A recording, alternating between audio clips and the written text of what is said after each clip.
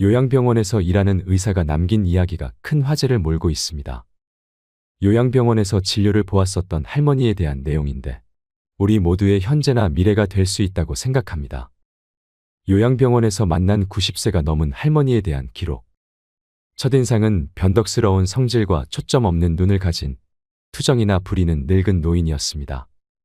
간병인들이 노인에게 음식을 빨리 안 먹고 흘린다고 핀잔을 주고 대체 왜 말을 못 알아먹냐고 큰 소리로 말할 때면 지지 않고 맞서며 더욱더 큰 소리로 안 들린다고 소리 지르는 노인이었습니다. 양말이나 신발 한 짝을 항상 잃어버려서 직원들이 바보 취급을 하는 것 같기도 했습니다. 어느 날 담당 의사가 휴가를 가서 제가 진료를 보게 되었습니다. 처음 만난 의사라 그런지 그녀는 본인의 이야기를 시작했습니다. 부모, 형제, 자매와 화목한 가정에서 지내다가 20살에 결혼하고 25살에 애를 낳았다고 했습니다. 30대엔 애기들 키운다고 정신이 없었고 40대엔 애들을 독립시키고 남편과 함께 행복했다고 하더군요. 50대엔 갱년기로 인해 힘들었지만 손주들이 생겨서 다시 한번 삶의 의미를 찾았다고 했습니다. 하지만 60대부터는 안 좋은 일들의 연속이라고 하소연을 했습니다. 사랑하는 남편이 죽고 애들과도 사이가 멀어져 연락이 끊긴 상태라고 합니다. 그러면서 너무 외롭고 힘들다고 당신의 부모님을 떠올리면서 자기를 조금만 더 따뜻하게 봐달라고 했습니다. 나도 살아야 할 이유를 찾고 싶다고, 차라리 죽으면 편할 것 같다고 말하면서요. 이 얘기를 듣는 순간 저는 아차하면서 진료본 나날들을 반성하게 되었습니다. 의사로서 할머니를 위해 남은 시간 동안 무엇을 더 해드릴 수 있을지 고민했습니다. 그리고 3개월 후 할머니는 하늘나라로 떠났습니다. 마지막까지 가족은 오지 않았습니다. 하늘에서는 사랑하는 사람들과 행복하게 지내길 바랍니다. 이 글을 보니 무슨 생각이 드셨나요? 인생이란 드라마 속에서 우리는 어디로 향하고 있을까 합니다. 남의 일이 아닌 나에게도 언젠가 다가올 일이라는 현실에 씁쓸한 마음이 듭니다. 왜 우리는 요양병원에 가야만 할까요? 왜 우리는 요양병원에 보내야 할까요? 요양병원은 과연 누구를 위해 존재하는 것일까요? 이에 대해 한 번이라도 생각해 보신 적이 있나요? 요양병원은 우리나라 고령화와 인구 피라미드 구조상 시간이 지남에 따라 필요해졌고 이제는 필수 불가결한 산업이 되었습니다. 늙어서 요양원과 요양병원에 안 가면 어디로 갈 수 있겠냐고 생각하시는 분들이 많지요. 하지만 지금의 요양원과 요양병원이 정말 우리의 부모님을 편하게 모실 수 있는 곳일까요? 우리는 모두 진실을 알고 있습니다. 요양원과 요양병원은 사람들이 죽기 전에 시간을 보내기 위해 가는 곳이라는 것을 말입니다.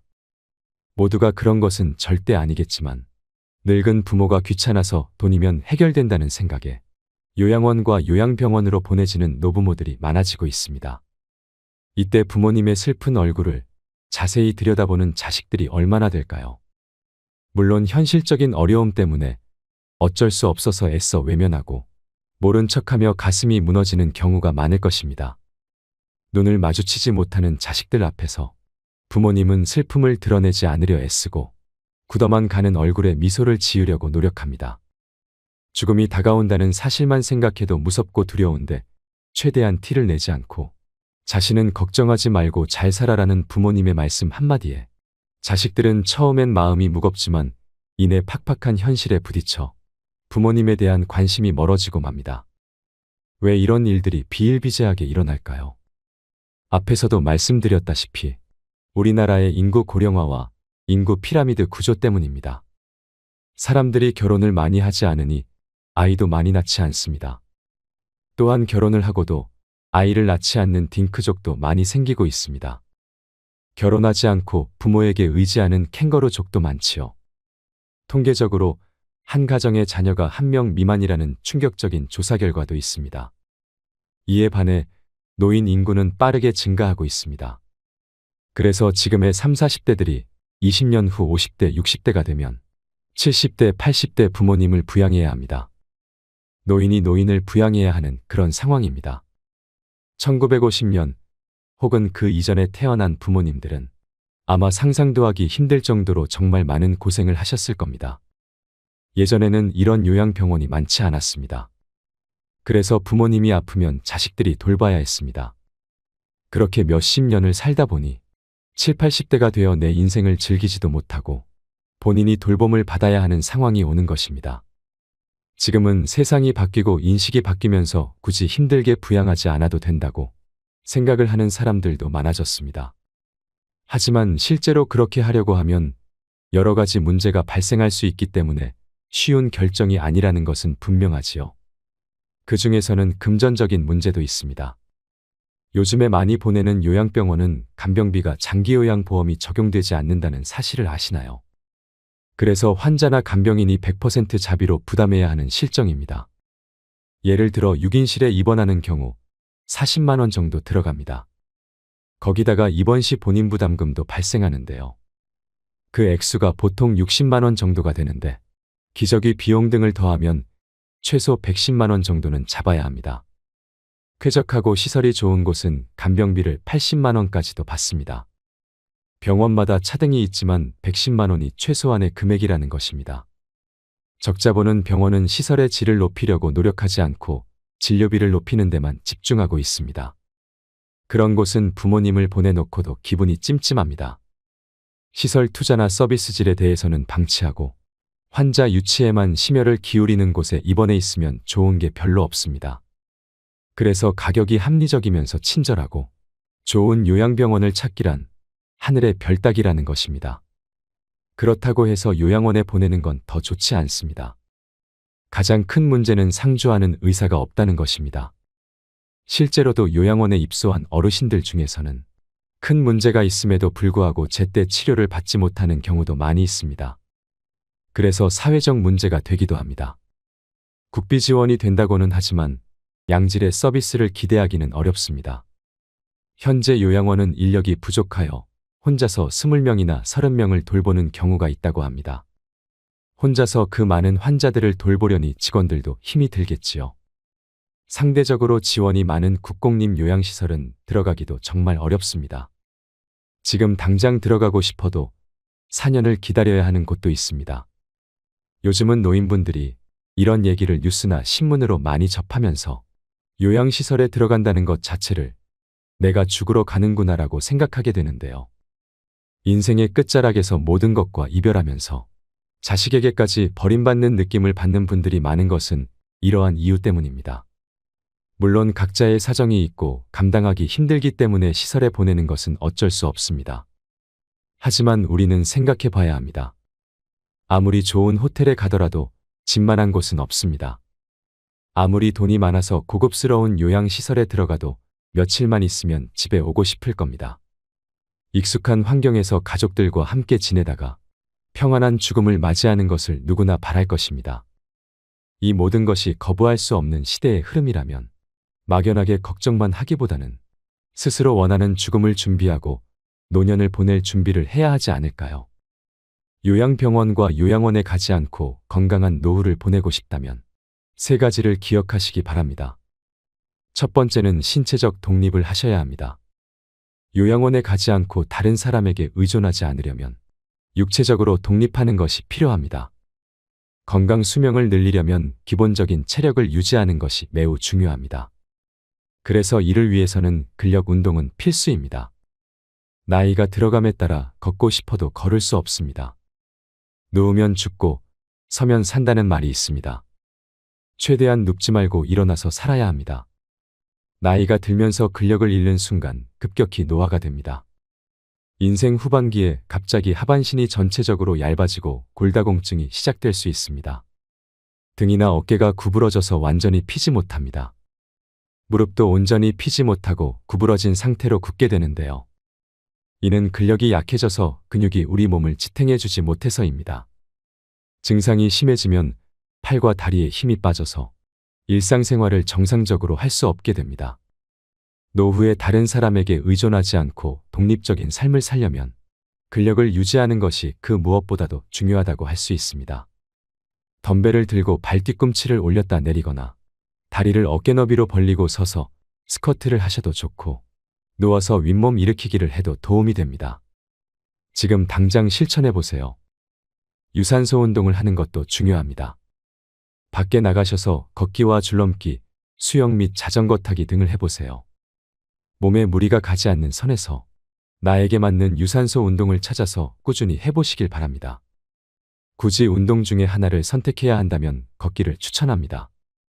왜냐하면 걷기는 언제 어디서나 무리 없이 누구나 할 수 있는 운동이기 때문입니다. 그리고 또 중요한 것은 균형을 잡는 운동입니다. 어르신들이 특히 조심해야 하는 것은 낙상사고입니다. 노인분들 중에서는 낙상사고가 흔히 일어납니다. 낙상으로 사망하기까지 하고 신체적인 부상으로 인해 정신적인 문제로 이어지기도 합니다. 많은 전문가들이 낙상사고를 막기 위해서는 균형감을 키우고 운동의 중요성을 강조하고 있습니다. 가장 간단하고 확실한 운동 중 하나는 한 발로 서기입니다. 한 발로 서는 것은 균형 감각을 향상시키는 좋은 방법 중에 하나입니다. 넘어지지 않게 옆에 손잡이를 두고 어디서든 혼자서 간편하게 할 수 있습니다. 두 번째는 정신적 독립을 해야 합니다. 나이가 들어감에 따라 정신적으로 독립하는 것이 참 중요합니다. 무엇보다 가장 중요한 것은 치매에 걸리지 않고 우울증에 걸리지 않는 것입니다. 우선 우리가 치매에 걸리지 않으려면 어떻게 해야 할까요? 아직까지 치매에 대한 치료약은 개발되지 않았습니다. 지금까지 개발된 치매약은 병의 악화를 지연시킬 수 있을 뿐입니다. 따라서 치매를 예방하기 위해서는 생활 습관을 바꾸고 식습관을 건강하게 가져가야 합니다. 쉽게 할 수 있는 생활 습관으로는 음식을 꼭꼭 씹어 먹는 것입니다. 음식을 씹으면 그것만으로도 내려가는 혈류량을 증가시켜 뇌를 활성화시킵니다. 껌을 자주 씹는 것도 도움이 될 수 있습니다. 그리고 메모를 하거나 일기를 쓰는 습관도 길러보세요. 치매 환자는 한 가지 특징이 있습니다. 치매 초기에는 장기 기억은 기억할 수 있어도 단기 기억을 회상하는 데는 어려움을 겪습니다. 그 이유로는 단기 기억을 담당하는 뇌기관인 해마가 손상되었기 때문입니다. 이것을 예방하려면 매일 일기를 쓰는 것이 좋습니다. 일기를 쓰면 해마를 자극하고 해마가 퇴화되는 것을 방지할 수 있고 심지어 그 기능을 향상시킵니다. 그리고 새로운 것을 시도하고 머리를 많이 쓰는 생활 습관을 들이세요. 뇌는 지속적인 자극을 원합니다. 그 중에서도 가장 좋아하는 자극은 새로운 자극입니다. 내가 새로움에 흥분할 수 있는 자극을 많이 시도하고 경험해 보시길 바랍니다. 또한 할 수 있는 데까지 사회활동에 적극적으로 참여하세요. 젊었을 때처럼 여러 사람들과 자주 만나 어울리는 것이 치매 예방에 정말 큰 도움이 됩니다. 사람들을 만나고 이런저런 대화를 하고 다양한 사회 활동을 함께하면 뇌가 자극됩니다. 집에 혼자 있는 것은 치매로 가는 지름길입니다. 그리고 항상 웃고 즐겁게 지내세요. 웃음은 뇌를 늙지 않고 젊게 유지하는 데 도움을 준다고 합니다. 왜 그럴까요? 웃음은 우뇌와 좌뇌를 모두 자극하기 때문입니다. 웃음이 할 수 있는 일은 정말 놀랍습니다. 우리가 기분이 좋을 때 뇌로 가는 혈류가 더 활발해져서 의욕이 생기고 몸에도 활력을 불어넣어 줍니다. 하지만 우리 뇌는 진짜 웃음과 가짜 웃음을 구분할 수 없습니다. 따라서 억지로라도 웃으면 진짜 웃음에 효과가 있다고 합니다. 그러니 오늘부터 가능한 한 많이 웃으시길 바랍니다. 다음으로는 우울증에 대해 이야기하겠습니다. 정신적 독립을 방해하는 것 중 하나가 우울증입니다.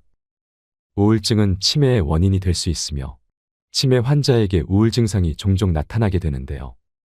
이러한 이유로 노인성 우울증과 치매는 구별하기 어렵습니다. 일반적으로 우울증은 치매를 촉진할 수 있기 때문에 가능한 한 빨리 치료해야 합니다.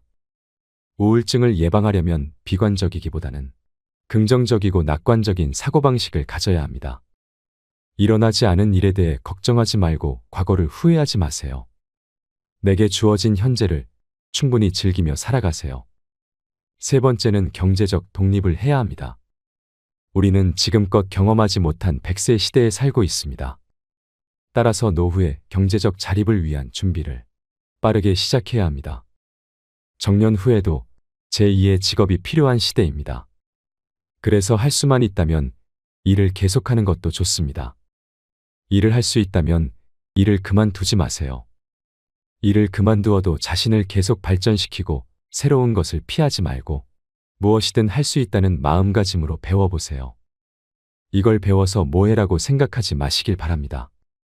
이런 습관과 정신력이 쌓여서 다른 사람에게 의존하지 않는 강인함을 가지게 되는 것입니다. 그래야 노후에도 경제적으로 독립하여 건강하고 행복한 노후 생활을 할 수 있게 됩니다. 아시겠지만 가족에게 큰 병이 생기면 웃을 일이 참 없습니다.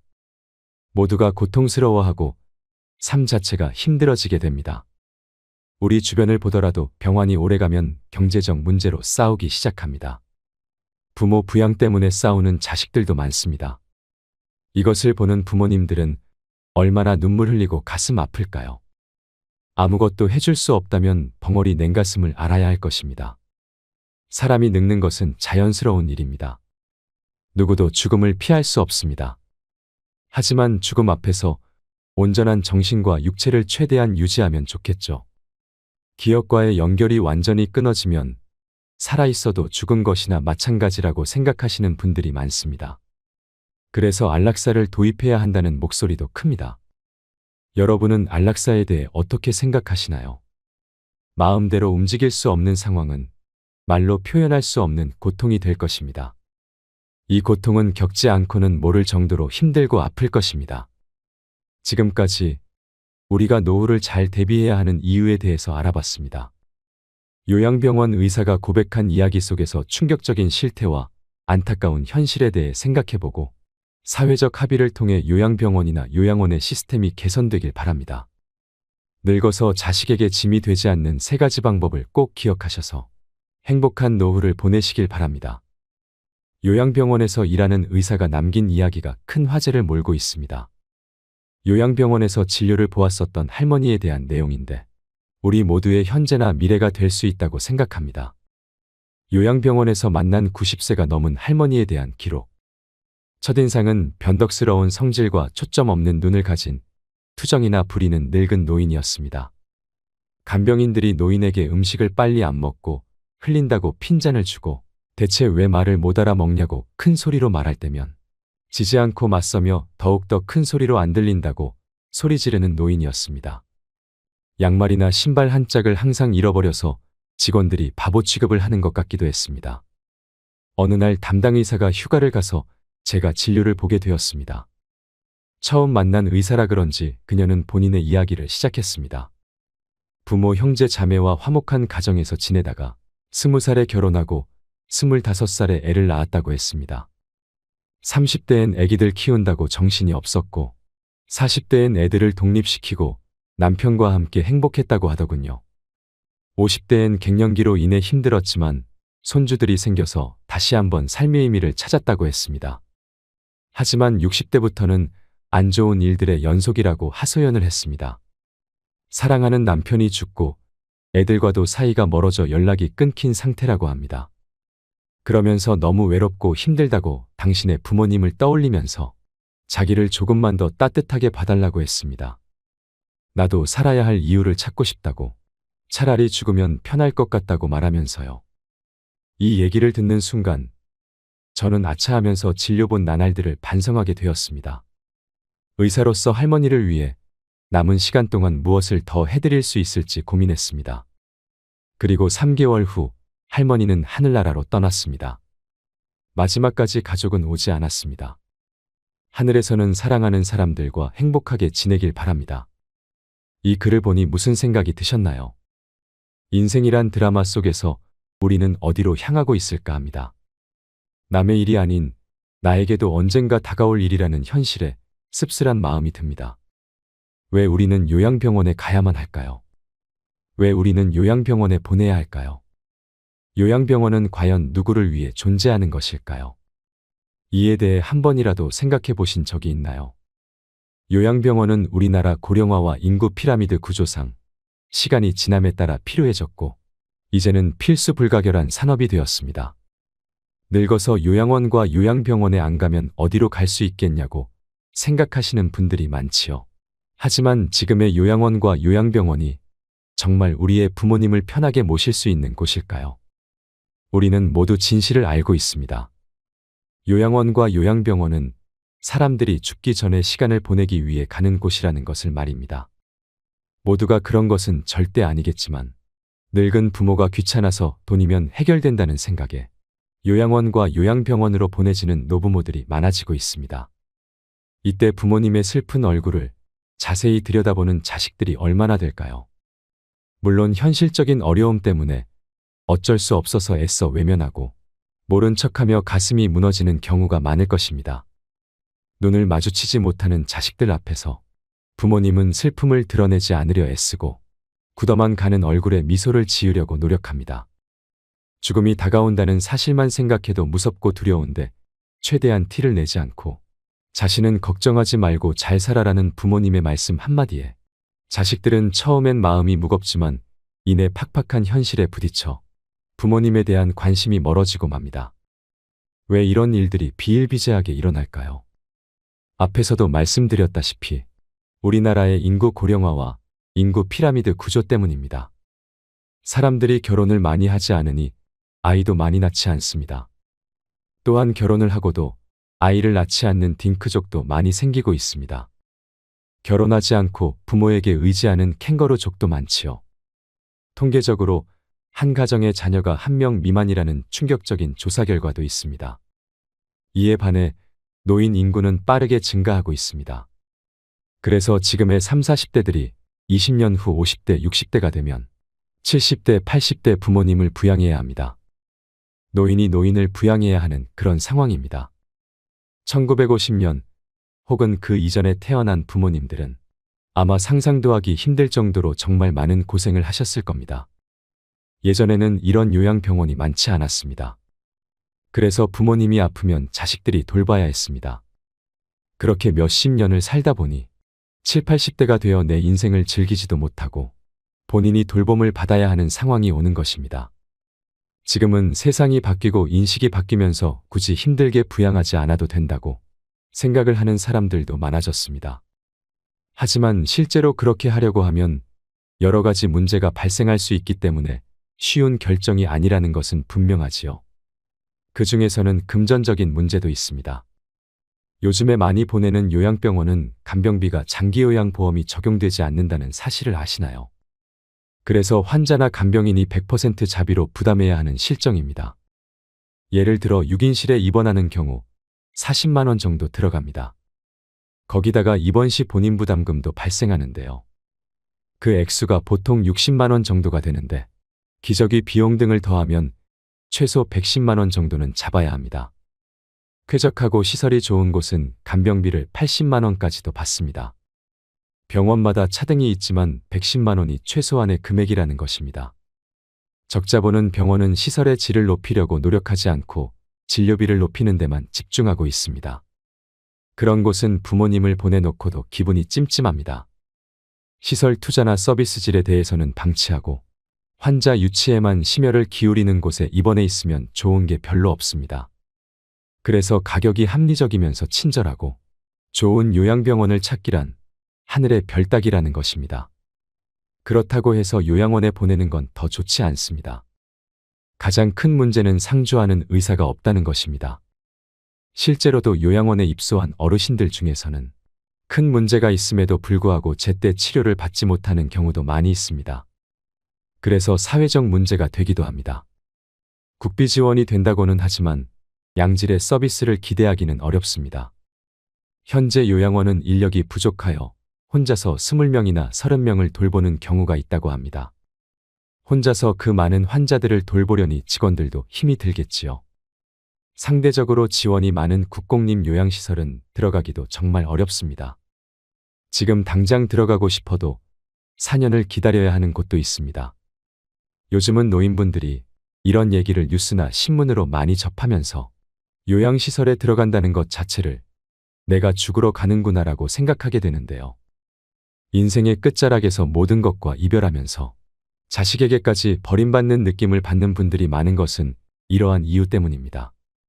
물론 각자의 사정이 있고 감당하기 힘들기 때문에 시설에 보내는 것은 어쩔 수 없습니다. 하지만 우리는 생각해 봐야 합니다. 아무리 좋은 호텔에 가더라도 집만한 곳은 없습니다. 아무리 돈이 많아서 고급스러운 요양시설에 들어가도 며칠만 있으면 집에 오고 싶을 겁니다. 익숙한 환경에서 가족들과 함께 지내다가 평안한 죽음을 맞이하는 것을 누구나 바랄 것입니다. 이 모든 것이 거부할 수 없는 시대의 흐름이라면 막연하게 걱정만 하기보다는 스스로 원하는 죽음을 준비하고 노년을 보낼 준비를 해야 하지 않을까요? 요양병원과 요양원에 가지 않고 건강한 노후를 보내고 싶다면 세 가지를 기억하시기 바랍니다. 첫 번째는 신체적 독립을 하셔야 합니다. 요양원에 가지 않고 다른 사람에게 의존하지 않으려면 육체적으로 독립하는 것이 필요합니다. 건강 수명을 늘리려면 기본적인 체력을 유지하는 것이 매우 중요합니다. 그래서 이를 위해서는 근력 운동은 필수입니다. 나이가 들어감에 따라 걷고 싶어도 걸을 수 없습니다. 누우면 죽고 서면 산다는 말이 있습니다. 최대한 눕지 말고 일어나서 살아야 합니다. 나이가 들면서 근력을 잃는 순간 급격히 노화가 됩니다. 인생 후반기에 갑자기 하반신이 전체적으로 얇아지고 골다공증이 시작될 수 있습니다. 등이나 어깨가 구부러져서 완전히 피지 못합니다. 무릎도 온전히 피지 못하고 구부러진 상태로 굳게 되는데요. 이는 근력이 약해져서 근육이 우리 몸을 지탱해주지 못해서입니다. 증상이 심해지면 팔과 다리에 힘이 빠져서 일상생활을 정상적으로 할 수 없게 됩니다. 노후에 다른 사람에게 의존하지 않고 독립적인 삶을 살려면 근력을 유지하는 것이 그 무엇보다도 중요하다고 할 수 있습니다. 덤벨을 들고 발 뒤꿈치를 올렸다 내리거나 다리를 어깨 너비로 벌리고 서서 스쿼트를 하셔도 좋고 누워서 윗몸 일으키기를 해도 도움이 됩니다. 지금 당장 실천해 보세요. 유산소 운동을 하는 것도 중요합니다. 밖에 나가셔서 걷기와 줄넘기, 수영 및 자전거 타기 등을 해보세요. 몸에 무리가 가지 않는 선에서 나에게 맞는 유산소 운동을 찾아서 꾸준히 해보시길 바랍니다. 굳이 운동 중에 하나를 선택해야 한다면 걷기를 추천합니다. 왜냐하면 걷기는 언제 어디서나 무리 없이 누구나 할 수 있는 운동이기 때문입니다. 그리고 또 중요한 것은 균형을 잡는 운동입니다. 어르신들이 특히 조심해야 하는 것은 낙상사고입니다. 노인분들 중에서는 낙상사고가 흔히 일어납니다. 낙상으로 사망하기까지 하고 신체적인 부상으로 인해 정신적인 문제로 이어지기도 합니다. 많은 전문가들이 낙상사고를 막기 위해서는 균형감을 키우고 운동의 중요성을 강조하고 있습니다. 가장 간단하고 확실한 운동 중 하나는 한 발로 서기입니다. 한 발로 서는 것은 균형 감각을 향상시키는 좋은 방법 중에 하나입니다. 넘어지지 않게 옆에 손잡이를 두고 어디서든 혼자서 간편하게 할 수 있습니다. 두 번째는 정신적 독립을 해야 합니다. 나이가 들어감에 따라 정신적으로 독립하는 것이 참 중요합니다. 무엇보다 가장 중요한 것은 치매에 걸리지 않고 우울증에 걸리지 않는 것입니다. 우선 우리가 치매에 걸리지 않으려면 어떻게 해야 할까요? 아직까지 치매에 대한 치료약은 개발되지 않았습니다. 지금까지 개발된 치매약은 병의 악화를 지연시킬 수 있을 뿐입니다. 따라서 치매를 예방하기 위해서는 생활 습관을 바꾸고 식습관을 건강하게 가져가야 합니다. 쉽게 할 수 있는 생활 습관으로는 음식을 꼭꼭 씹어 먹는 것입니다. 음식을 씹으면 그것만으로도 내려가는 혈류량을 증가시켜 뇌를 활성화시킵니다. 껌을 자주 씹는 것도 도움이 될 수 있습니다.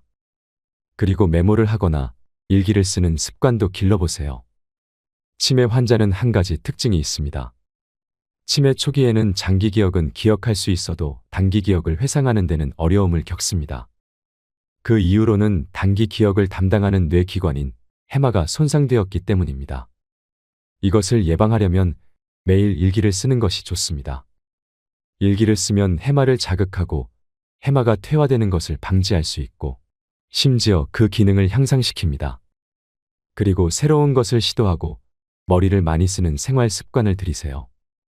뇌는 지속적인 자극을 원합니다. 그 중에서도 가장 좋아하는 자극은 새로운 자극입니다. 내가 새로움에 흥분할 수 있는 자극을 많이 시도하고 경험해 보시길 바랍니다. 또한 할 수 있는 데까지 사회활동에 적극적으로 참여하세요. 젊었을 때처럼 여러 사람들과 자주 만나 어울리는 것이 치매 예방에 정말 큰 도움이 됩니다. 사람들을 만나고 이런저런 대화를 하고 다양한 사회 활동을 함께하면 뇌가 자극됩니다.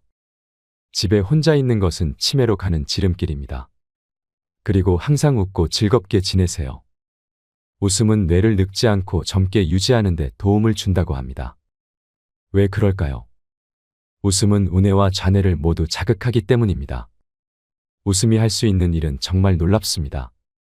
우리가 기분이 좋을 때 뇌로 가는 혈류가 더 활발해져서 의욕이 생기고 몸에도 활력을 불어넣어 줍니다. 하지만 우리 뇌는 진짜 웃음과 가짜 웃음을 구분할 수 없습니다. 따라서 억지로라도 웃으면 진짜 웃음에 효과가 있다고 합니다. 그러니 오늘부터 가능한 한 많이 웃으시길 바랍니다. 다음으로는 우울증에 대해 이야기하겠습니다. 정신적 독립을 방해하는 것 중 하나가 우울증입니다.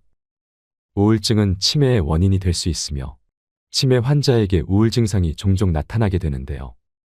이러한 이유로 노인성 우울증과 치매는 구별하기 어렵습니다. 일반적으로 우울증은 치매를 촉진할 수 있기 때문에 가능한 한 빨리 치료해야 합니다. 우울증을 예방하려면 비관적이기보다는 긍정적이고 낙관적인 사고방식을 가져야 합니다. 일어나지 않은 일에 대해 걱정하지 말고 과거를 후회하지 마세요. 내게 주어진 현재를 충분히 즐기며 살아가세요. 세 번째는 경제적 독립을 해야 합니다. 우리는 지금껏 경험하지 못한 100세 시대에 살고 있습니다. 따라서 노후에 경제적 자립을 위한 준비를 빠르게 시작해야 합니다. 정년 후에도 제2의 직업이 필요한 시대입니다. 그래서 할 수만 있다면 일을 계속하는 것도 좋습니다. 일을 할 수 있다면 일을 그만두지 마세요. 일을 그만두어도 자신을 계속 발전시키고 새로운 것을 피하지 말고 무엇이든 할 수 있다는 마음가짐으로 배워보세요. 이걸 배워서 뭐해라고 생각하지 마시길 바랍니다. 이런 습관과 정신력이 쌓여서 다른 사람에게 의존하지 않는 강인함을 가지게 되는 것입니다. 그래야 노후에도 경제적으로 독립하여 건강하고 행복한 노후 생활을 할 수 있게 됩니다.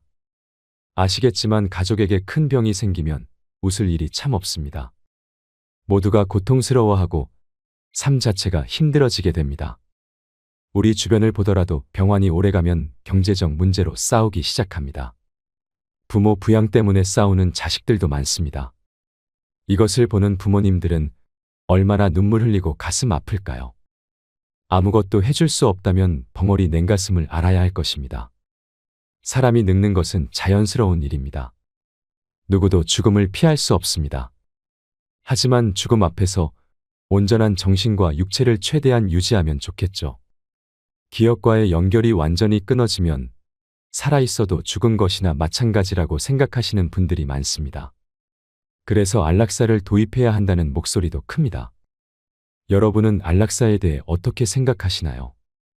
마음대로 움직일 수 없는 상황은 말로 표현할 수 없는 고통이 될 것입니다. 이 고통은 겪지 않고는 모를 정도로 힘들고 아플 것입니다. 지금까지 우리가 노후를 잘 대비해야 하는 이유에 대해서 알아봤습니다. 요양병원 의사가 고백한 이야기 속에서 충격적인 실태와 안타까운 현실에 대해 생각해보고 사회적 합의를 통해 요양병원이나 요양원의 시스템이 개선되길 바랍니다. 늙어서 자식에게 짐이 되지 않는 세 가지 방법을 꼭 기억하셔서 행복한 노후를 보내시길 바랍니다. 이상으로 책틀맨이었습니다. 지혜를 쌓는 당신의 온 부모를 생각하는 자식의 마음, 자식을 생각하는 부모의 마음은 이 세상 어떤 것과도 비교할 수 없는 아름답고 찬란한 마음입니다. 어느 막대먹은 불효자식의 이야기나 자식에게 상처만 주며 부모 노릇을 못하는 사람들의 사연을 들으면 안타까운 세상이라는 생각이 들지만 우리 주변을 둘러보면 아직도 그 존재 자체만으로도 귀한 인생을 살아가시는 분들이 많습니다. 오늘은 부모-자식 관계에 대해 생각해보는 시간이 되셨으면 합니다. 먼저 요양원에 버려진 어느 어머니의 일기를 듣겠습니다. 자식에게 전해지지 못한 이 편지는 요양원 쓰레기통에서 발견되었다고 하는데요. 현대판 고려장이라는 요양원에 간 부모는 그곳에서 과연 자식들을 원망할까요? 자신보다 자식을 사랑했던 부모님의 마음을 함께 나누고 싶습니다. 어느 요양원에 버려진 어머니의 일기. 미안하구나, 아들아. 그저 늙으면 죽어야 하는 것인데 모진 목숨 병든 몸으로 살아 내게 짐이 되는구나. 요양원에 사는 것으로도 나는 족하다. 그렇게 일찍 내 아비만 여의지 않았더라도 땅 한 평 남겨줄 형편은 되었을 터인데 못나고 못 배운 주변 머리로 짐 같은 가난만 물려주었구나. 내 한 입 떨어 내 짐이 가벼울 수 있다면 어지러운 아파트 꼭대기에서 새처럼 갇혀 사느니 친구도 있고 흙도 있는 여기가 그래도 나는 족하단다. 내 평생 너의 행복 하나만을 바라고 살았거늘 할머니하고 부르며 내 가슴에 파고들던 손주 녀석이 보고픈 것쯤이야. 마음 한번 삭혀 참고 말지. 혹여 애미 혼자 버려두었다고 고우디고운 마음 다치지 말거라. 내 녀석 착하디 착한 심사로 애미 걱정에 마음 다칠까 걱정이다. 삼시세끼 잘 먹고 약도 잘 먹고 있으니 애미 걱정일랑은 아예 말고 내 몸 건사 잘 하거라. 살아생전에 내가 가난 떨치고 살아보는 것 한 번만 볼 수 있다면 나는 지금 죽어도 여한은 없다. 행복하거라 아들아. 내 곁에 남아서 짐이 되느니 너 하나 행복할 수만 있다면 여기가 지옥이라도 나는 족하구나. 사랑한다 아들아. 젊은 세대는 아직 잘 모릅니다. 하지만 나이 50을 훌쩍 넘은 윗세대 여러분들은 어떨까요? 언젠가는 아니 그리 오래지 않아 지금보다 많은 것을 내려놓아야 할 때가 온다는 것을 압니다. 머지않아 지팡이와 휠체어, 유모차같이 생긴 노인보행기 없이는 다닐 수 없을 때가 올 수도 있다는 것을 말입니다. 나이는 숫자에 불과하다고 힘주어 말해보지만 몸과 마음은 어제와 점점 달라지고 있다는 것을 부인할 수 없습니다. 때가 되면 식물들은 꽃과 잎을 떨굴 준비를 하지요. 꽃은 세상을 아름답고 향기롭게 꾸미고 벌과 나비에게 꿀을 주고 다음 세대의 번식을 위해 열매를 맺은 후에는 떨구어 대지를 향합니다. 잎도 줄기의 작용인지 아니면 잎이 알아서 떨어지는 것인지는 알 수 없으나 가을이 되면 낙엽이 됩니다. 식물들이 때를 알아 꽃이나 단풍으로 마지막을 예쁘게 장식하고 떨어지듯 우리도 인생의 끄트머리에 있는 때를 미리 생각하며 아름다운 마무리가 될 수 있게 준비하는 것은 어떨까요? 부모를 부양하는 문제에 있어 부모나 자녀 세대의 견해가 빠르게 변화하고 있습니다. 국가통계포털 자료에 따르면 불과 10여 년 전만 해도 부모 부양은 가족이 책임져야 한다는 견해가 부모나 자녀 세대 모두에서 40%를 웃돌았으나 2018년도에는 25%대로 낮아졌습니다. 그리고 지금 현재는 어떨까요? 부모 부양은 부모 스스로 해결해야 한다는 답변이 훨씬 늘었을 것입니다. 노부모의 부양이 자식의 책임에서 부모 자신의 몫으로 점점 바뀌고 있는 것입니다. 지금 인생 후반을 살아내고 계시는 여러분들의 세대가 20, 30대였을 때 노부모는 당연히 자식이 모셔야 한다고 생각하는 사람이 많았습니다. 그러나 지금은 자식들에게 짐이 된다며 부양을 원하지도 기대하지도 않습니다. 게다가 포기할 것이 많다며 힘들어하는 30을 훌쩍 넘긴 자식들의 부양까지 감당해야 하는 안타까운 세대이기도 합니다. 반면 자식 세대는 부모 부양의 책임을 크게 느끼지 못하고 있습니다. 이런 세태 속에서 나의 노후를 어디서 어떻게 보낼까를 생각해 보았습니다. 은퇴의 연령이 지났어도 일을 할 수만 있다면 하고 싶습니다. 그리고 다른 사람 도움 없이 움직일 수 있고 내가 나를 건사할 수 있을 때까지 내 집에서 노후를 보내고 싶습니다. 그러다가 일을 할 수 없고 내 스스로 나를 돌볼 수 없게 되는 때에 요양원이나 실버타운으로 가려 합니다. 작년 말에 함께 여행했던 연로한 화백 한 분이 계셨습니다. 그분은 가는 곳마다 주변을 관광하기보다는 예쁘게 핀 꽃송이들을 열심히 사진 찍었습니다. 왜 그러시냐고 물어보니 더 나이 들어 침상에만 머물러야 하는 때가 오면 이 행복한 때를 기억하며 그림으로 그릴 꽃을 찍고 있다고 하셨지요. 이분을 보고 자연스럽게 요양원 생활에 대해 처음으로 진지하게 생각하게 되었고 생애 종착역이 가까울 때에 머무를 그곳에서 무엇을 하며 지내면 좋을까를 생각해 보게 되었습니다. 여러분, 완벽한 부모나 완벽한 자식이 있을까요? 나는 내 부모에게 어떤 자식이었고 내 자식에게 나는 어떤 부모일까요? 세상에는 완전한 부모도 완전한 자식도 없는 것 같습니다. 평생을 눈뜨고 살아봐도 그런 완벽한 부모와 자식은 만날 수 없고 나 또한 완벽한 자식과 부모가 될 수도 없는 것이 세상 이치인 것 같습니다. 그러니 내가 완벽한 자식이 아니라고 완벽한 부모가 못 되었다고 너무 마음 아파하지 않으셨으면 합니다. 불완전한 인간인 부모를 향해 불만을 갖고 원망하기 시작하면 끝이 없습니다. 1950, 60년대에 모두가 가난했던 시절, 굶는 것이 일상이었던 시절에 먹이지도 못할 자식 왜 낳느냐고 원망했던 자식들이 커서 자식을 낳았습니다. 굶기는 부모가 되지 않으리라 마음먹고 열심히 밭일하며 굶지 않게 길렀다면 그들이 만족했을까요? 그의 자식들은 먹이기만 하면 다인가 남들처럼 제대로 가르치지도 못하면서 하며 불만을 토로할지도 모릅니다. 그들이 부모가 되어 내 자식은 잘 가르치리라 마음먹고 열심히 돈을 벌어 자기는 못 받은 교육을 자식에게 시켰다고 해볼까요?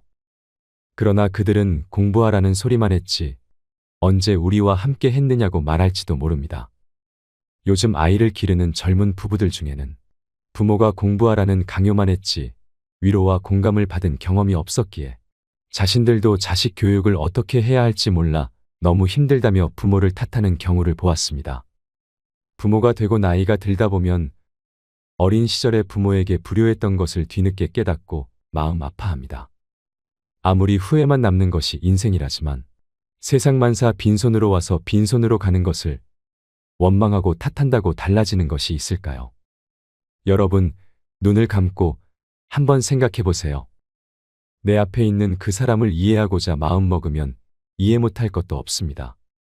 지금 이 영상을 보고 계신 여러분들처럼 지혜를 찾고 마음 공부를 한다는 것은 이러한 깨달음을 얻는 일이기도 합니다. 그래서 저도 그러했기에 자식이 나를 서운하게 하는 일이 있다 해도 이해하려 합니다. 완벽할 순 없어도 그렇게 마음을 가지려고 노력하려 합니다. 아쉬움과 후회 속에서도 묵묵히 걸음을 내디디며 살아가는 것이 인생이니까 말입니다. 남극에는 극도의 추위 속에 회색머리 엘버트로스라는 새가 산다고 합니다. 이 새는 새끼를 단 한 마리만 낳습니다.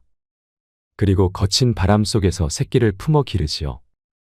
그런데 부모 새가 먹이 사냥을 나갈 때 강풍이 불어 새끼가 둥지에서 벗어나기라도 한다면 그 새끼는 몇 시간 버티지 못하고 얼어 죽는다고 합니다. 그런데 둥지로 돌아온 부모 새는 둥지 바로 밑에 떨어진 새끼를 알아보지 못합니다. 새끼가 소리내어 울고 버둥거려도 소용이 없습니다. 강한 바람이 새끼를 밀어내면 부모 새들은 새끼를 못 찾고 새끼 스스로 둥지로 올라가야만 살 수가 있는 것입니다. 엘버트로스는 시각과 소리, 냄새로는 새끼를 구별하지 못하고 새끼가 둥지 안에 있어야만 자신의 새끼로 인지하기 때문이랍니다. 부모는 자기 자식에게 최고의 것을 주고 싶고 이를 위해 최선을 다합니다. 하지만 부모 엘버트로스가 둥지에서 떨어진 새끼를 올리고 싶어도 안 보이고 듣지 못해 새끼를 도울 수 없듯이 부모는 자식에게 모든 걸 해주고 싶어도 몰라서 능력이 없어서 그리 태어났기 때문에 할 수 없는 경우가 너무 많습니다. 자식도 마찬가지일 것입니다. 자식은 부모가 내게 해준 게 무엇인가 묻지 말고 부모는 너 같은 자식 낳아봐라 하지 말았으면 합니다. 부모는 그냥 부모이기에 소중하고 자식은 그냥 자식이기에 소중하기 때문입니다. 여러분, 지금 인생 후반을 살고 계시나요? 나이 들어간다는 것에 외로움을 느끼시는 분들이 많습니다. 지금껏 쉬지 않고 열심히 살아온 것 같은데 마음이 헛헛하고 공허함만 가득합니다.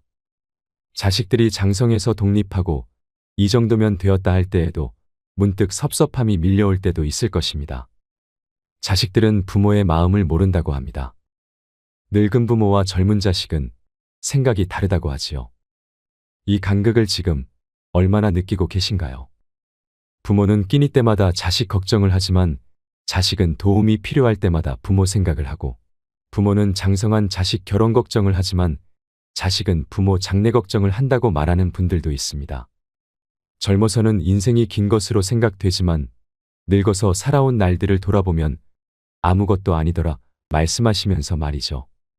동네에 혼자 살던 노인이 얼마 전에 돌아가셨습니다.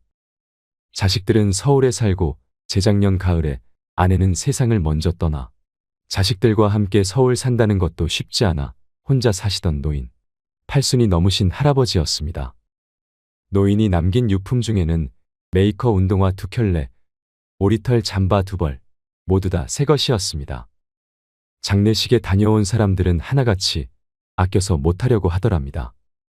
나이 든 사람들은 옛날 어려웠던 시대를 살아온 탓에 뭐든지 아끼는 습관이 몸에 밴 탓이겠지요.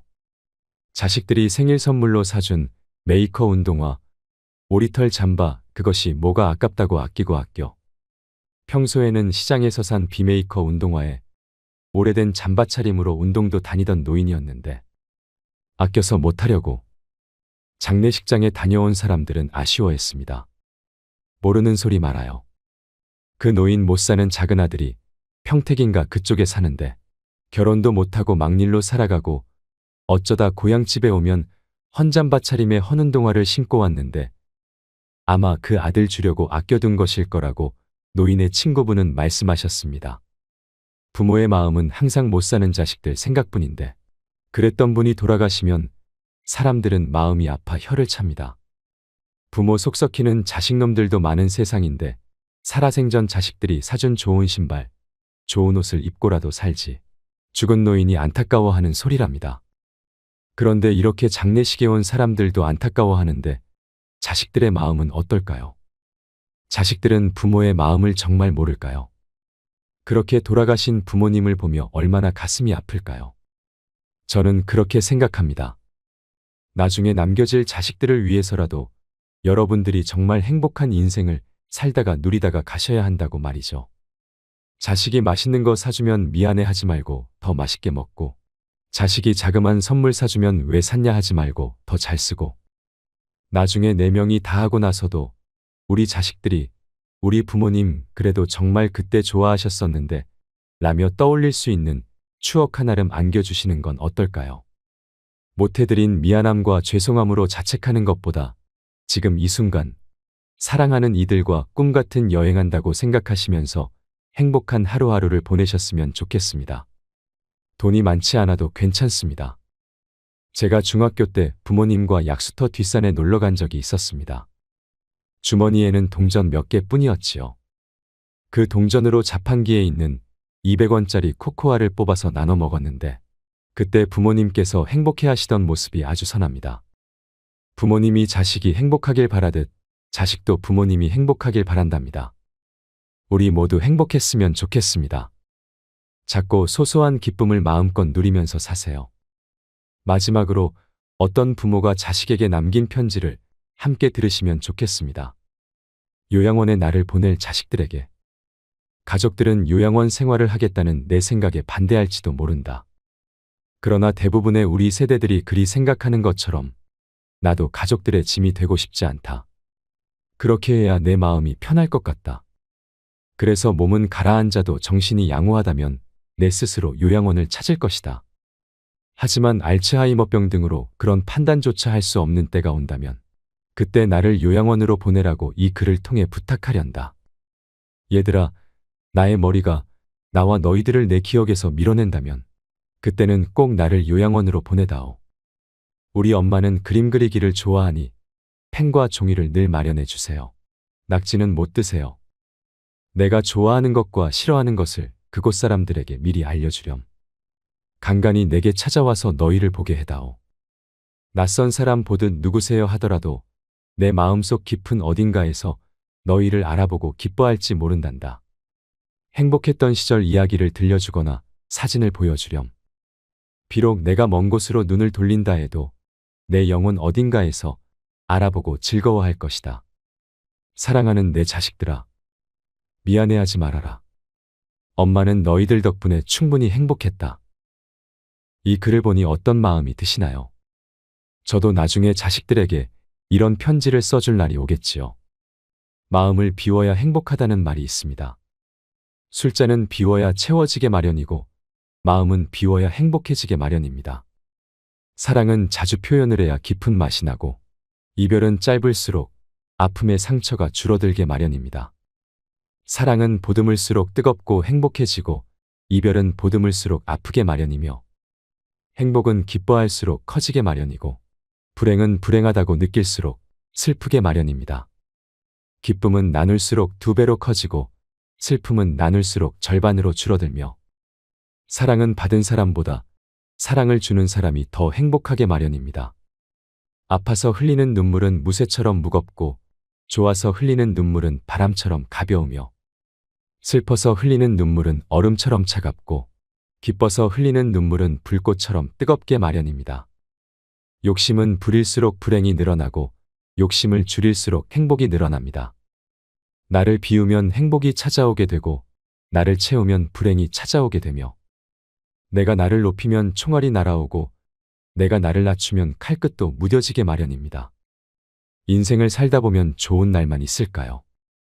화창한 날이면 그늘이 그리웁고 비가 오면 햇살이 그리웁고 타는 목마름의 단비를 기다리다 세월은 그렇게 또 흘러가겠지요. 나이를 느낄 때면 인생의 허무함에 못내 아쉬워서 가슴을 적시지만 아직은 청춘이라 마음을 달래가며 애써봐도 삶은 그럴수록 아프기만 합니다. 갖고 싶어도 가질 수 없는 게 인생이요. 버릴 것을 버리지 못하는 게 인생이라는 생각이 드시나요? 하지만 슬퍼 마세요. 아쉬운 채로 미련이 남은 채로 가만히 두어도 괜찮습니다. 흐르는 강물이 맑기만 하겠습니까? 부는 바람 속에 먼지인들 없겠습니까? 예쁜 꽃잎마저 기다림은 있었거늘 나비꿈을 꾸며 기다리며 사는 것을 흐르는 강물도 때로는 굽이치는데 살아온 세월만큼 별만큼 많은 사연 청춘이 아깝다고 세월을 잡을 수 있을까요? 오늘도 어제처럼 세월은 흐르건만 꿈꾸는 그날까지 즐겁게 살다 갑시다. 사람들은 가슴에 남모르는 불빛 하나를 안고 살아가고 있다고 합니다. 그 불빛이 언제 환하게 빛날지 아무도 모릅니다. 그 불씨로 말미암아 언제나 밝은 얼굴로 살아가는 사람이 됩니다. 사람들은 가슴에 남모르는 어둠을 한 자락 덮고 살아가고 있습니다. 그 어둠이 언제 거칠지 아무도 모릅니다. 그러나 그는 그 어둠 때문에 괴로워하다가 결국은 그 어둠을 통해 빛을 발견하는 사람이 됩니다. 사람들은 가슴에 남모르는 눈물 한 방울씩을 날마다 흘리며 살아가고 있습니다. 그 눈물이 언제 마를지 아무도 모릅니다. 그러나 그는 그 눈물로 말미암아 날마다 조금씩 아름다운 사람이 됩니다. 사람들은 가슴에 꼭 용서받아야 할 일, 한 가지씩 숨기고 살아가고 있습니다. 그 용서가 어떤 것인지 아무도 모릅니다. 그러나 그는 날마다 용서를 구하다가 어느새 모든 것을 용서하는 사람이 됩니다. 사람들은 가슴에 꼭 하고 싶은 말 하나씩 숨기고 살아가고 있습니다. 그 말이 어떤 말인지 아무도 모릅니다. 그러나 그는 숨기고 있는 그 말을 통해 하고 싶은 말을 아름답게 하는 사람이 됩니다. 사람들은 가슴에 남모르는 미움 하나씩 품고 살아가고 있습니다. 그 미움이 어떤 것인지 아무도 모릅니다. 그러나 그는 그 미움을 사겨내다가 결국은 모두를 사랑하는 사람이 됩니다. 사람들은 가슴에 남모르는 희망의 씨앗 하나를 묻고 살아가고 있습니다. 그 희망이 언제 싹틀지 아무도 모릅니다. 그러나 그는 희망의 싹이 트기를 기다리다가 아름다운 삶의 열매를 맺는 사람이 됩니다. 이상으로 책틀맨이었습니다. 지혜를 쌓는 당신의 오늘이 아름답습니다. 더 좋은 영상으로 찾아뵙겠습니다. 부모를 생각하는 자식의 마음, 자식을 생각하는 부모의 마음은 이 세상 어떤 것과도 비교할 수 없는 아름답고 찬란한 마음입니다. 어느 막대먹은 불효자식의 이야기나 자식에게 상처만 주며 부모 노릇을 못하는 사람들의 사연을 들으면 안타까운 세상이라는 생각이 들지만 우리 주변을 둘러보면 아직도 그 존재 자체만으로도 귀한 인생을 살아가시는 분들이 많습니다. 오늘은 부모-자식 관계에 대해 생각해보는 시간이 되셨으면 합니다. 먼저 요양원에 버려진 어느 어머니의 일기를 듣겠습니다. 자식에게 전해지지 못한 이 편지는 요양원 쓰레기통에서 발견되었다고 하는데요. 현대판 고려장이라는 요양원에 간 부모는 그곳에서 과연 자식들을 원망할까요? 자신보다 자식을 사랑했던 부모님의 마음을 함께 나누고 싶습니다. 어느 요양원에 버려진 어머니의 일기. 미안하구나, 아들아.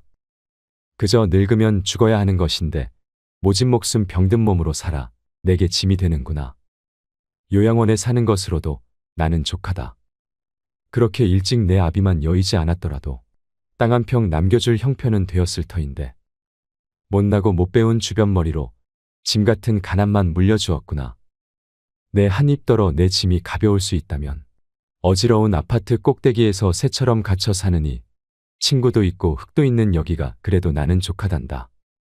내 평생 너의 행복 하나만을 바라고 살았거늘 할머니하고 부르며 내 가슴에 파고들던 손주 녀석이 보고픈 것쯤이야. 마음 한번 삭혀 참고 말지.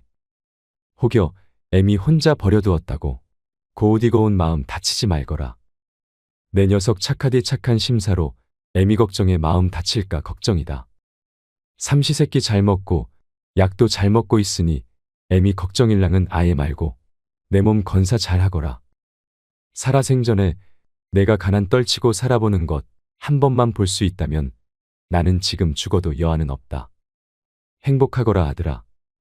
내 곁에 남아서 짐이 되느니 너 하나 행복할 수만 있다면 여기가 지옥이라도 나는 족하구나. 사랑한다 아들아. 젊은 세대는 아직 잘 모릅니다. 하지만 나이 50을 훌쩍 넘은 윗세대 여러분들은 어떨까요? 언젠가는, 아니 그리 오래지 않아 지금보다 많은 것을 내려놓아야 할 때가 온다는 것을 압니다. 머지않아 지팡이와 휠체어, 유모차같이 생긴 노인보행기 없이는 다닐 수 없을 때가 올 수도 있다는 것을 말입니다. 나이는 숫자에 불과하다고 힘주어 말해보지만 몸과 마음은 어제와 점점 달라지고 있다는 것을 부인할 수 없습니다. 때가 되면 식물들은 꽃과 잎을 떨굴 준비를 하지요. 꽃은 세상을 아름답고 향기롭게 꾸미고 벌과 나비에게 꿀을 주고 다음 세대의 번식을 위해 열매를 맺은 후에는 떨구어 대지를 향합니다. 잎도 줄기의 작용인지 아니면 잎이 알아서 떨어지는 것인지는 알 수 없으나 가을이 되면 낙엽이 됩니다. 식물들이 때를 알아 꽃이나 단풍으로 마지막을 예쁘게 장식하고 떨어지듯 우리도 인생의 끄트머리에 있는 때를 미리 생각하며 아름다운 마무리가 될 수 있게 준비하는 것은 어떨까요? 부모를 부양하는 문제에 있어 부모나 자녀 세대의 견해가 빠르게 변화하고 있습니다. 국가통계포털 자료에 따르면 불과 10여 년 전만 해도 부모 부양은 가족이 책임져야 한다는 견해가 부모나 자녀 세대 모두에서 40%를 웃돌았으나 2018년도에는 25%대로 낮아졌습니다. 그리고 지금 현재는 어떨까요? 부모 부양은 부모 스스로 해결해야 한다는 답변이 훨씬 늘었을 것입니다. 노부모의 부양이 자식의 책임에서 부모 자신의 몫으로 점점 바뀌고 있는 것입니다. 지금 인생 후반을 살아내고 계시는 여러분들의 세대가 20, 30대였을 때 노부모는 당연히 자식이 모셔야 한다고 생각하는 사람이 많았습니다. 그러나 지금은 자식들에게 짐이 된다며 부양을 원하지도 기대하지도 않습니다.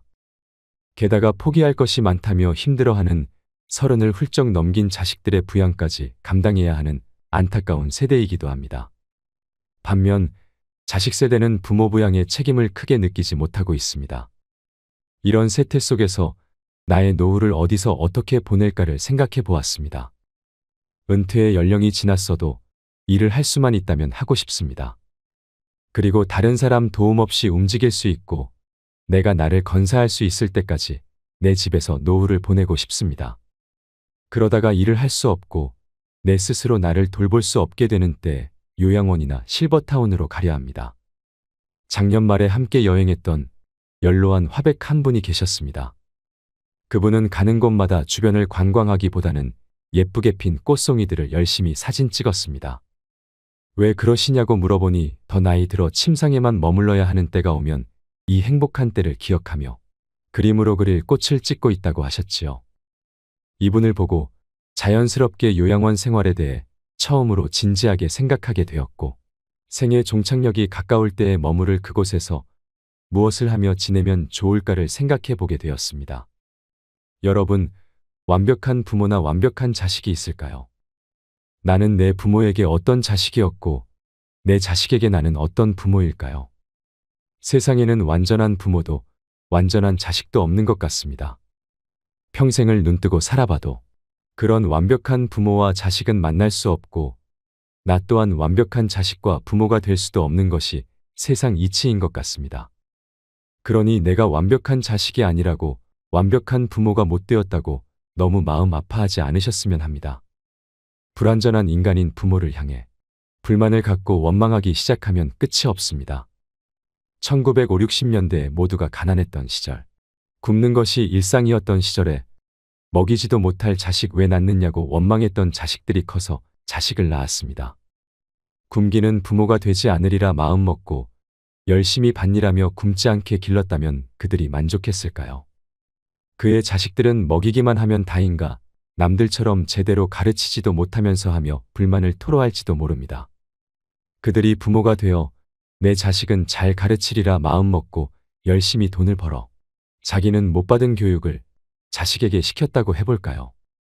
그러나 그들은 공부하라는 소리만 했지 언제 우리와 함께 했느냐고 말할지도 모릅니다. 요즘 아이를 기르는 젊은 부부들 중에는 부모가 공부하라는 강요만 했지 위로와 공감을 받은 경험이 없었기에 자신들도 자식 교육을 어떻게 해야 할지 몰라 너무 힘들다며 부모를 탓하는 경우를 보았습니다. 부모가 되고 나이가 들다 보면 어린 시절에 부모에게 불효했던 것을 뒤늦게 깨닫고 마음 아파합니다. 아무리 후회만 남는 것이 인생이라지만 세상만사 빈손으로 와서 빈손으로 가는 것을 원망하고 탓한다고 달라지는 것이 있을까요? 여러분, 눈을 감고 한번 생각해 보세요. 내 앞에 있는 그 사람을 이해하고자 마음먹으면 이해 못할 것도 없습니다. 지금 이 영상을 보고 계신 여러분들처럼 지혜를 찾고 마음 공부를 한다는 것은 이러한 깨달음을 얻는 일이기도 합니다. 그래서 저도 그러했기에 자식이 나를 서운하게 하는 일이 있다 해도 이해하려 합니다. 완벽할 순 없어도 그렇게 마음을 가지려고 노력하려 합니다.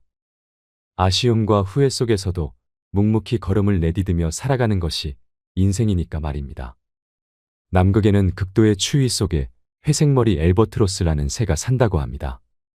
이 새는 새끼를 단 한 마리만 낳습니다. 그리고 거친 바람 속에서 새끼를 품어 기르지요.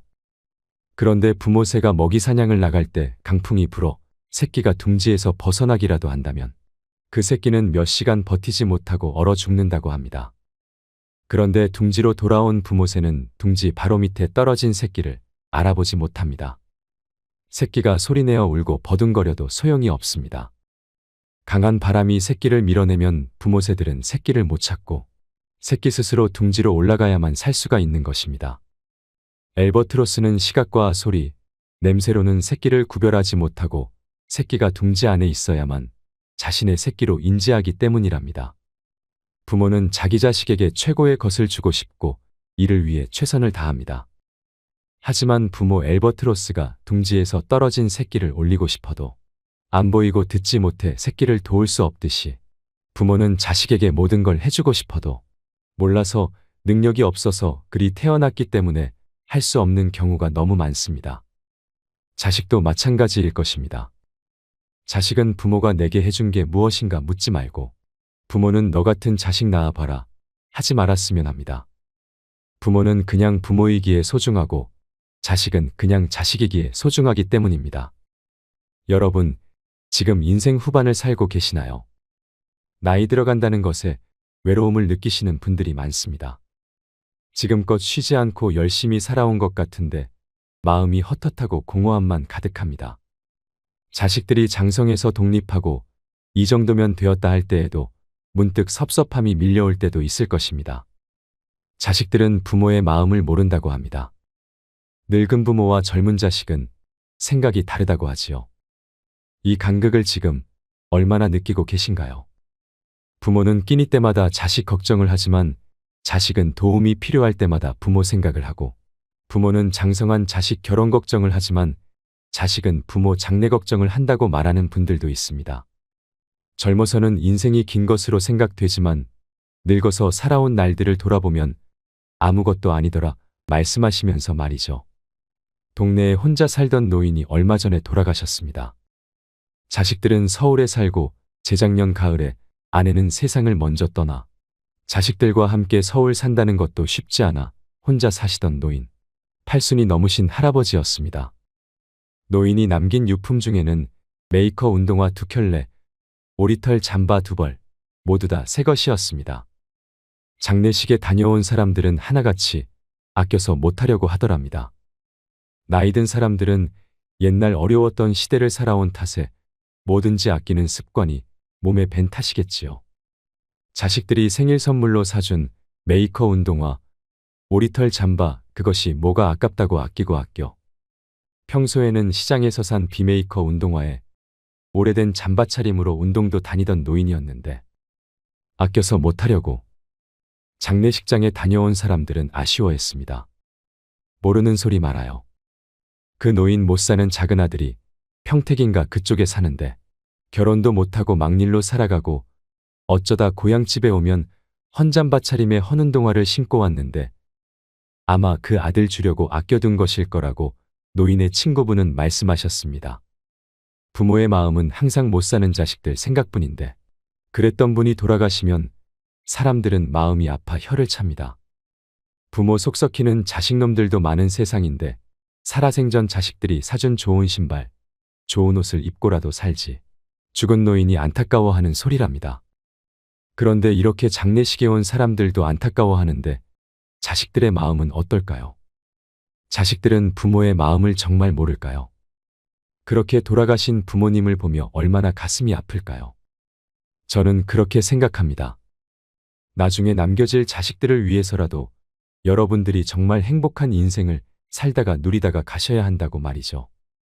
자식이 맛있는 거 사주면 미안해하지 말고 더 맛있게 먹고, 자식이 자그만 선물 사주면 왜 샀냐 하지 말고 더 잘 쓰고, 나중에 네 명이 다 하고 나서도 우리 자식들이 우리 부모님 그래도 정말 그때 좋아하셨었는데 라며 떠올릴 수 있는 추억 하나름 안겨주시는 건 어떨까요? 못해드린 미안함과 죄송함으로 자책하는 것보다 지금 이 순간 사랑하는 이들과 꿈같은 여행한다고 생각하시면서 행복한 하루하루를 보내셨으면 좋겠습니다. 돈이 많지 않아도 괜찮습니다.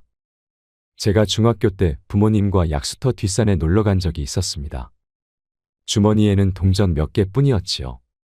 그 동전으로 자판기에 있는 200원짜리 코코아를 뽑아서 나눠 먹었는데 그때 부모님께서 행복해 하시던 모습이 아주 선합니다. 부모님이 자식이 행복하길 바라듯 자식도 부모님이 행복하길 바란답니다. 우리 모두 행복했으면 좋겠습니다. 작고 소소한 기쁨을 마음껏 누리면서 사세요. 마지막으로 어떤 부모가 자식에게 남긴 편지를 함께 들으시면 좋겠습니다. 요양원에 나를 보낼 자식들에게. 가족들은 요양원 생활을 하겠다는 내 생각에 반대할지도 모른다. 그러나 대부분의 우리 세대들이 그리 생각하는 것처럼 나도 가족들의 짐이 되고 싶지 않다. 그렇게 해야 내 마음이 편할 것 같다. 그래서 몸은 가라앉아도 정신이 양호하다면 내 스스로 요양원을 찾을 것이다. 하지만 알츠하이머병 등으로 그런 판단조차 할 수 없는 때가 온다면 그때 나를 요양원으로 보내라고 이 글을 통해 부탁하련다. 얘들아, 나의 머리가 나와 너희들을 내 기억에서 밀어낸다면 그때는 꼭 나를 요양원으로 보내다오. 우리 엄마는 그림 그리기를 좋아하니 펜과 종이를 늘 마련해 주세요. 낙지는 못 드세요. 내가 좋아하는 것과 싫어하는 것을 그곳 사람들에게 미리 알려주렴. 간간히 내게 찾아와서 너희를 보게 해다오. 낯선 사람 보듯 누구세요 하더라도 내 마음속 깊은 어딘가에서 너희를 알아보고 기뻐할지 모른단다.